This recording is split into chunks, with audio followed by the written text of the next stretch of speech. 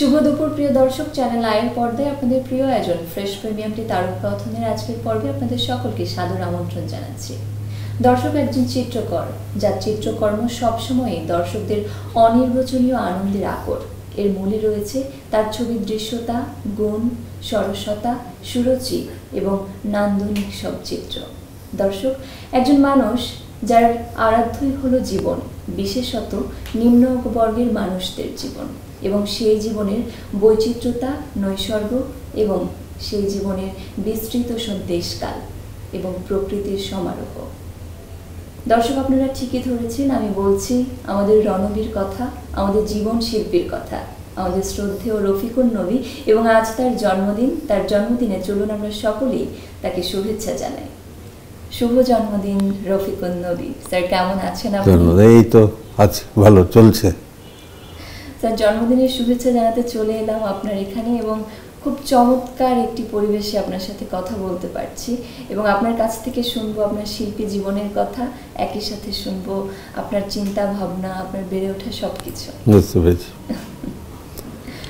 শুরুতেই জানতে চাইবো, এই যে জন্মদিন, আপনার জন্মদিন এলেই আমরা যে আপনার কাছে আসি, আপনার কাছে একটি আনন্দ উপভোগ করি আমরা সকলেই জন্মদিনের, আপনার উপলব্ধিটি বা অনুভূতি একটু শুনবো।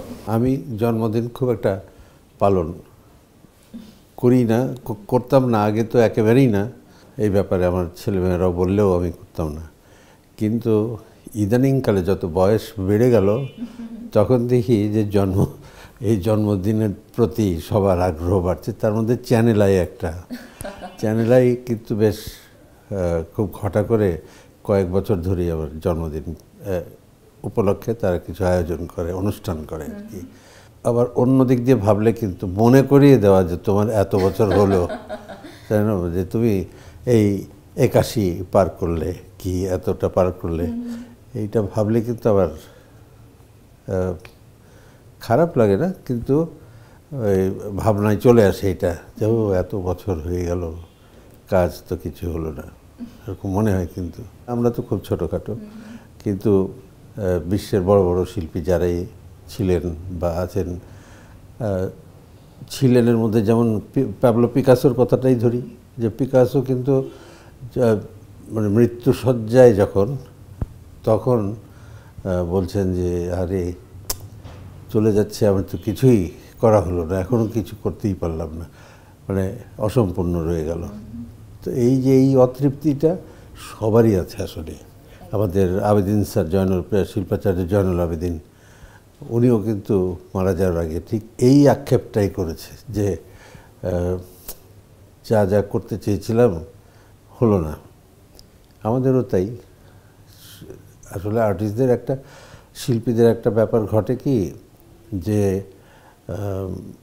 তৃপ্তিটা হয় না, এবং হয় না বলেই কিন্তু একটার পর একটা আমরা ছবি আঁকি, যদি তো ছবি আঁকতেই থাকি যে এইবার বোধহয় একটা মাস্টারপিস হবে, এইবার বোধহয় ভালো একটা হবে, এবং আমি সবচাইতে বেশি তৃপ্ত থাকব। কিন্তু সেটা তো হয় না কখনোই। আমরা কিন্তু কোনো ছবিতে যে এইটা বাহ, এইটা একটা কমপ্লিট ছবি হয়েছে, মানে দারুণ কিছু একটা হলো, এইটা আমরা মনে করার মতন আর সুযোগই পাই না। হয়তো সেই কারণে যে একটার পর একটা যে আঁকি, এই একটা অতৃপ্তির কারণেই আমরা আঁকতে থাকি। এটা আমাদের ক্ষেত্রে, যে শুধু ছবি আঁকার ক্ষেত্রে তা না, এটা যারা কবি তাদের ক্ষেত্রেও হয়, যারা গান লেখেন কি গান কিংবা যারা ক্রিয়েটিভ ইসের মধ্যে থাকে, সৃজনশীল ঘটনার মধ্যে থাকে, এটা নিয়ে এর মধ্যে কাজ করে, তাদের কিন্তু কখনোই ওই তৃপ্তিটা আসে না বলে আমার ধারণা। রবীন্দ্রনাথও তাই। চিত্রশিল্পী হিসেবেও যদি আপনার কাছে জিজ্ঞেস করি, আপনার প্রিয় চিত্রশিল্পীকে? সবচাইতে আমার প্রিয় শিল্পী কিন্তু তার কোনো নাম নেই, সে হলো গুহা চিত্রশিল্পী। হ্যাঁ, তারা যে যা করেছে, কোনো জ্ঞান নাই, গরিমা নাই, কিছুই নাই, কেউ শেখায় নেই, শিক্ষক নাই, কোনো অধ্যাপনা তার উপর দিয়ে চাপিয়ে দেয় নেই কেউ যে এই করতে হবে ওই করতে হবে।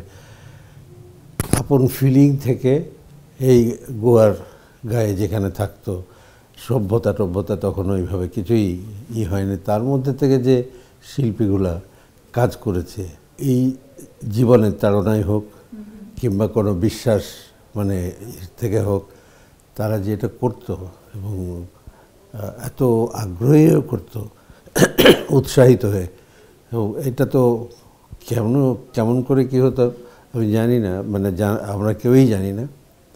কিন্তু আমি মনে করি যে ওই যে তার যে রেখা, তাদের যে রেখা, তাদের যে আঁকার ধরন, তাদের যে বিষয় নেওয়া, এই যে সবচেয়ে কঠিন বিষয় কিন্তু তারা এঁকেছে জীবজন্তু। কঠিন কিন্তু জীবজন্তু আঁকা, মানুষ আঁকা, এগুলো কিন্তু কঠিন আমি মনে করি। সেইটা দিয়ে তারা শুরু করেছে। ভাষা জানে না, কিন্তু ছবিতে ভাষা। এই জন্যে এখনও আমরা কিন্তু বলি যে ছবি একটা ভাষা, পেন্টিং একটা ভাষা, এটা এখনও বলি কিন্তু আমরা। এইটা শুরু করেছে ওইখান তো, তারপরে তো কোটি কোটি শিল্পী, না হাজার হাজার শিল্পী এখনও কাজ করছে, এরকম তারাও আছে। তো আচমকা একজন একটা ভালো কাজ করে ফেলতে পারে, কিন্তু কন্টিনিউটি যদি দেখি যে প্রতিদিন যা করছে সেটাই ভালো, এইরকম যদি মানে যা করছে তাই ভালো, এইরকম যদি ভাবি, তাহলে আমি এই যে কিউবিস্ট শিল্পী আমাদের পাবলো পিকাসো, তাকে কিন্তু একটা জায়গায় রাখি।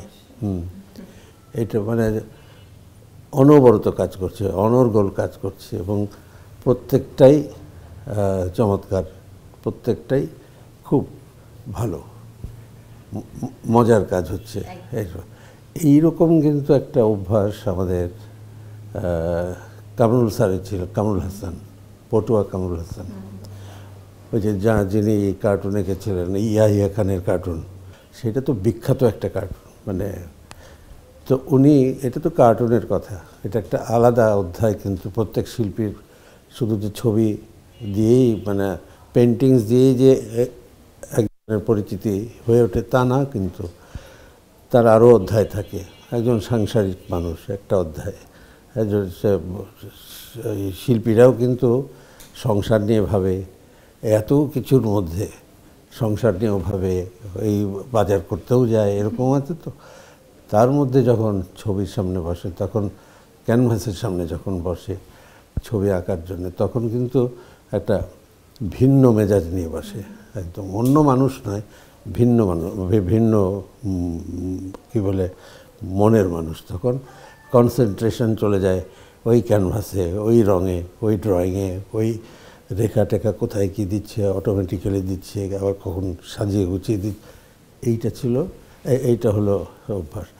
সেই ক্ষেত্রে অনবরত কাজ করার যে অভ্যাস, এটা ওই পাবলো পিকাসোদের আমলে যেমন তাদের ছিল, মাতিসের ছিল, যিনি এই যে ফবিজমের আবিষ্কর্তাই বলি আমরা, তারা যেরকম করতো। আমাদের কামরুল হাসান কিন্তু আমার তো শিক্ষক সবাই, তাদের প্রতি শ্রদ্ধা জানিয়ে বলছি, উনি অনবরত ছবি আঁকতেন। এই যে কথা বলছি, এখানে নিশ্চয়ই এইভাবে কথা বলতেন না উনি, এখানে এই যে টেবিল নিয়ে বসতেন, কথার উত্তর দিচ্ছে কিন্তু ছবি এঁকে যাচ্ছে। এবং তার যে মেধা এবং তার যে সৃজনশীলতা এবং স্টাইল অফ ওয়ার্ক, যে কোনো ওই ইউরোপিয়ান শিল্পীদের একদম সমকক্ষ, কী বলবো, একদম সমান। একই কথা ঈশ্বরও, আবেদিন স্যারেরও, শিল্পাচার্য জয়নুল আবেদিন। তো হয় কি যে এইগুলো, ওই আঁকাগুলো সেজে গুজে না। আমার এখন যেমন এই পেন্টিংটা, এই আমার পাশে যেটা রয়েছে, এটা হলো সেজে গুজে বসে তারপরে যে এই ক্যানভাসটায় আজকে এই কম্পোজিশন শুরু করলাম। হ্যাঁ, সেটা এই ধীরে ধীরে পরিবর্তন হচ্ছে, এই হচ্ছে, ভাবছি এক, হচ্ছে এক, এরকম একটা শুরু করেছিলাম একখানে, শেষ হবে গিয়ে কোথায় আমরা জানিও না। একটা জায়গায় যাই, স্যাটিসফাইড হয়ে বলে ফেলি যাচ্ছে ঠিক আছে, এইখানে ভাবি যে ঠিক আছে, এটা এইখানে শেষ করি। তো এইটা আমাদের ক্ষেত্রে ঘটে। আর ওনারা যেটা করতেন, যে অহরহ আঁকা, এইটা আমি যেমন পারি না, কন্টিনিউয়াস আঁকতে থাকা, এটা একটা মহাগুণ, অন্যরকম আর একটা গুণ। ওই গুণটা এই কামরুল স্যারের ছিলেন, আমাদের আবদিন স্যারের ছিল, তারপরে ঈশের স্যার ছিল, কাইম চৌধুরী, অনেক মানে যারাই বড় শিল্পী তাদের যে মহাগুণ থাকে তার মধ্যে একটা করে গুণ সবার রয়েছে। তো আমরা তো মহা নই, অত গুণের অধিকারী এই না। স্যার, শুরু থেকেই আপনি বলছেন গুহা মানবদের কথা, যাদের কোনো গুরু ছিল না, আবার আপনার যারা গুরু ছিলেন শিল্পাচার্য জয়নুল আবেদিন কিংবা পটুয়া কামরুল হাসান, তাদের কথা বলছিলেন। ছোটবেলা থেকে কিংবা বড় হতে হতে যখন গুরুর সান্নিধ্যে গিয়েছেন, এই চিত্রকর্মটাকে আরও ভালোভাবে শিখেছেন, তখন গুরু হিসেবে মূলত কাদেরকে পেয়েছিলেন? বাবা সম্বন্ধে বলতে হবে। আমার বাবা উনি তো পুলিশে চাকরি করতেন, একেবারে খাঁটি পুলিশ। হ্যাঁ, তো উনি ছবি আঁকতেন। ডিউটি শেষ হলো, সন্ধ্যায় এসে দেখা যায় যে ছবি আঁকতে বসলেন। সেইটা এই যে আমরা যে এটা আগেও বলেছি, আমি আবারও বলি, রিপিট করতেই পারি হয়তো, সেটা হলো যে আমি যে লেখাপড়া শুরু করার জন্যে যে প্রথম দিন একটা স্লেট কিনে আনলেন। ওই স্লেট এখন কেউ দেখে না, দেখতে পায় না। স্লেট আর পেন্সিল, স্লেট পেন্সিল দিলেন, আর একটা আদর্শ লিপি বই। আচ্ছা, ওইটার মধ্যে যে অজগর এটা আছে। উনি স্লেটে আমাকে দেখালেন, এই যে দেখো অজগর এইরকম, এই যে এটা দেখছো, উনি ছবি আঁকছেন। তারপরে ওইটা অজগর লিখে দিলেন, এটা হলো সরেও। আমি তখন যখনই আঁকতে যাই ওই ছবিগুলো আঁকার, যে লি ছিল আগে, এখন তো লি উঠে গেছে, এই সাথে লি ছিল না, এই তো এটা বোধহয় স্বরবর্ণে ছিল না, লি ওই কি, তো ওই লিটা কাঠবিড়ালি, ওইটার চেহারাটা ওরকম। আমরা 9 লিখি, যে 9টা কাঠবিড়ালি, কিন্তু এরকম এইগুলো সব আমাকে বোঝাতেন, শেখাতেন। আমি ওই অক্ষরের পাশাপাশি ছবি দিয়ে, তারপরে যে জীবনে ছবিই আঁকবো, কিংবা জীবনে ছবি আঁকার কলেজে ভর্তি হবো, ছবি নিয়েই জীবন তৈরি হবে, এই সব তো আর তখন ভাবার কোনো ব্যাপার ছিল না, ভাবিও নি, বাবাও ভাবেননি। কিন্তু ক্রমে যখন এই জিনিসটা আমার হাতে সবাই লক্ষ্য করে যে আরে ও তো ভালোই আঁকে, ওর তো ড্রয়িং ভালো, এই সাথে আর্ট কলেজে ভর্তি হলে শিল্পী হতে পারে। তো আমার বাবার খুব ইচ্ছা ছিল যে উনি শিল্পী, মানে লেখাপড়া করা শিল্পী হবেন। তারপরে সাংসারিক টানাপোড়েনের মধ্যে পড়ে ওই ইচ্ছাটা চলে গেল। সেই ইচ্ছাটাকে আমার উপরে উনি কি বলবো, ওইটা একটা পূরণের মতন ব্যাপার। উনি দিলেন যে ঠিক আছে, ও আর্ট কলেজে, এটা কানা ঘুষা তাদের, কখনো আমাকে বলেনি যে দেখো তুমি লেখাপড়ার করলে তোমাকে এই সাথে দেবো, এগুলো কিন্তু আমাকে বলেনি। কিন্তু এটা কানা ঘুষা, সবার কানে মুখে হয়, কিন্তু অন্যভাবে আমি শুনি, মনে আমারও ইচ্ছা। তারপরে তো এই যে ভর্তি হয়ে গেলাম এবং একটা বিশাল জগতের মধ্যে পড়ে গেলাম। এটা যে কোনো, আমি এখনও মনে করি যে এটা একটা অনেক বিশাল মহাসমুদ্রই শুধু নয়, মহাসমুদ্র। এত অনেক কিছুর মধ্যে ঢুকে যাওয়া একবারে। তো নিজের জীবন আবার অন্যের জীবন সম্পর্কে ভাবতে হয়। এই যে অন্য যারা উপন্যাস লেখে, যারা গল্প লেখেন, তাদের যেমন হয় নিজের জীবনের খবর নেই, অন্যের জীবন নিয়ে লিখছে না, মজা করে। এই জীবন সম্বন্ধে জানতে হয়। আঁকাঝোঁকা তো যা আছে সেইটা, মানুষ কেমন, কোন মানুষ ভালো, কোন মানুষ খারাপ, কার চেহারা ভালো, কার চেহারা বেশি সুবিধার না, কে কীভাবে হাঁটে, কার কীরকম ভঙ্গি, অনেক কিছুর মধ্যে যেতে হয়। তারপরে হলো ফিলসফি, একটা দর্শন থাকে, সেই দর্শন এক একজনের এক এক রকম হয়। আমি তো ওইভাবে ঠিক পেরেছি বলে মনে হয় না। দর্শন তো অনেক কিছুই ভাবনার মধ্যে ছিল, অনেক কিছু নিয়ে কাজ করা। কিন্তু আমার সবসময় মনে হয়েছে যে শুধু এটা শিল্পীরা শুনলে মাইন্ড করবে, কিন্তু অনেক শিল্পী, কিন্তু আমি বলি যে যে আর্ট ফর আর্টসেক যে কথাটা, সেইটা আমি কখনোই ঠিক করতে পারিনি। মানে বিশ্বাস তো নয়, মানে ওইটা প্র্যাকটিসও করতে পারিনি। যে এমন ছবি আঁকলাম, ঘরের মধ্যে রেখে দিলাম, দারুণ আর্টের ব্যাপার স্যাপার ঘটলো, অনেক কিছু, কিন্তু মানুষকে দেখালাম না, কাউকে দেখালাম না, কেউ দেখলো না, চিনলো না, হলো না, কিছুই হলো না। সেইটা তাহলে কার জন্যে আঁকলাম? নিজের জন্যে আঁকলাম, আর শিল্পকলা তৈরি করলাম, একটা কিছু আর্ট বানালাম, আর্টের জন্যে আর্ট। এইটুকুর মধ্যে থাকলে আসলে সবটা শেষ হয় না, এইরকম একটা অবস্থা। টোকাই চিত্রকর্মটির কথা বললেন, ভীষণ জনপ্রিয়, মানে আপনার চেয়েও জনপ্রিয় আমরা বলতে শুনেছি। হ্যাঁ, এটা আমি বলেছি বলি। একদম স্যার, এখন যদি আপনি চিত্রকর্মটি নিয়ে আবার কাজ করা শুরু করেন, তাহলে সেটা কেমন হবে? এবং অনেক দিন আমরা দেখেছি টোকাই, এখনো যে আঁকি না তা না, আঁকি, হঠাৎ হঠাৎ আঁকি, কিন্তু আমার আবার মনও খারাপ হয়। কিন্তু সেটা হলো এই যে কোথাও একটা ভাঙচুর হয়ে গেল, কোথায় দারুণ কিছু হয়ে গেল, সব কিছুর দায় দায়িত্ব টোকাইরা করেছে। ভাই, টোকাই আমার টোকাই তো এই টোকাই নয়। আমার টোকাই কিন্তু সাংঘাতিক বুদ্ধিমান, মেধা।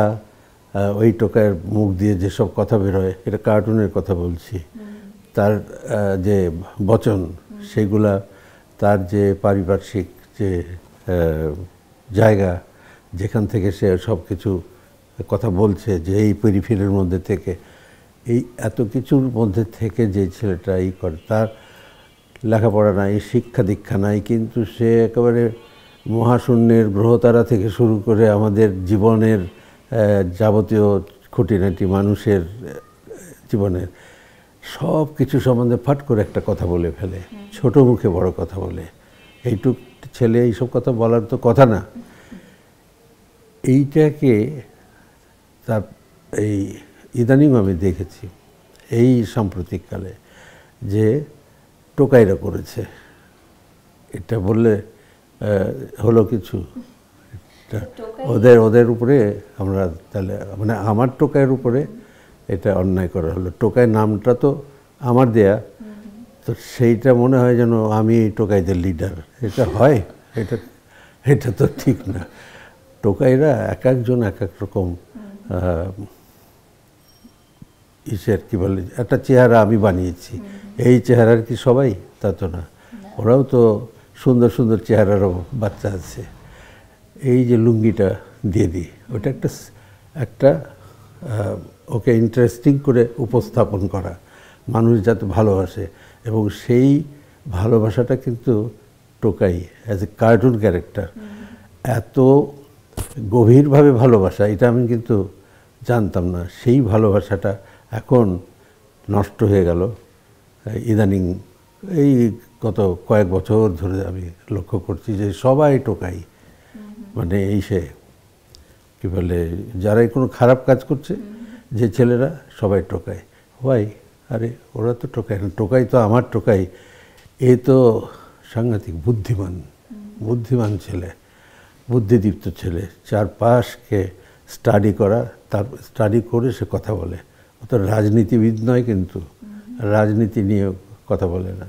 তো একবার হলো কি, যে কোরবানির সময় দেখি যে ওই কী বলে, একটা খাসি, ছাগল একটা, এমন গরু একটা বাছুর, এত বড়, এমন হাড়জিরা যে ওইটা হাট থেকে ফেরত আসছে, কেউ কিনে নেই।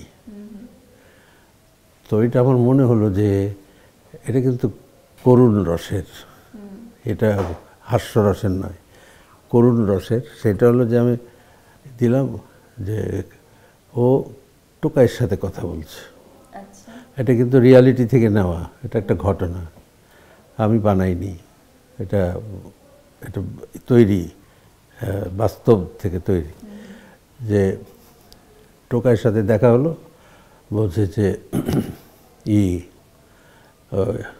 আমার তো কিছু হইল না, আমার কেউ কিনলো না, মানে তুই হাড্ডিসার, ওদিকে কেউ কিনে না, মনটা খারাপ হয়েছে। তো এখন টোকাই বলল যে ঠিক আছে, তাহলে আমাদের দলে থাক। অনেক ধন্যবাদ স্যার আপনাকে। এবং প্রিয় দর্শক, দেখতে দেখতে আমরা আয়োজনের একেবারেই শেষ পর্যায়ে, বিদায় নেবার পালা। আশা করি আমাদের এই আয়োজন আপনাদের ভালো লেগেছে। আপনারা সকলে অনেক ভালো থাকুন এবং শিল্পের সাথে থাকুন, সেই প্রত্যাশা নিয়ে আয়োজন থেকে বিদায় নিচ্ছি। বিদায়।